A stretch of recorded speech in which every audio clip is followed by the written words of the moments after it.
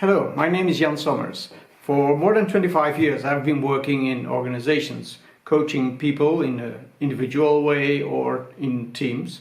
And the last couple of years I've been running a workshop on working with gusto, working with a desire to have a good feeling when you are at work. And I see that in every workshop that I've been doing in the last couple of years, every workshop had at least one participant who was either facing moving towards a burnout or came from a bad experience. And so what we do during this workshop is to look at what are the strengths and the possibilities to work towards working with gusto. And remark that I use my title Working with Gusto and not how to avoid a burnout.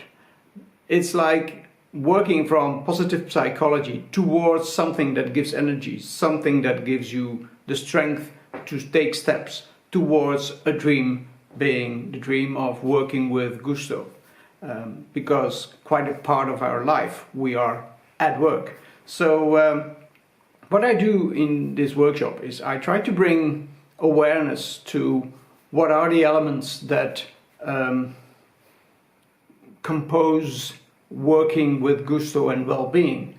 And as I said before, I am using the principles of positive psychology and appreciative inquiry into looking at what is it that helps us so far reaching a state of well-being and gusto at certain times, and what are the positive steps that we can take.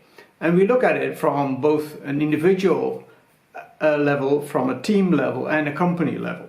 So it's a joint effort to creating an environment that allows positive emotions to flow, allows engagement into flow experiences, gives the basis for good relations in the organization, helps to create meaningfulness in what you are doing, and help you to reach the feeling of achieving things, which are all essential elements of well-being.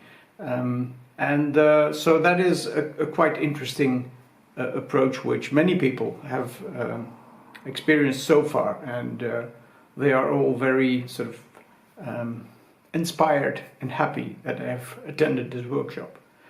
Perhaps we can see each other in our next workshop.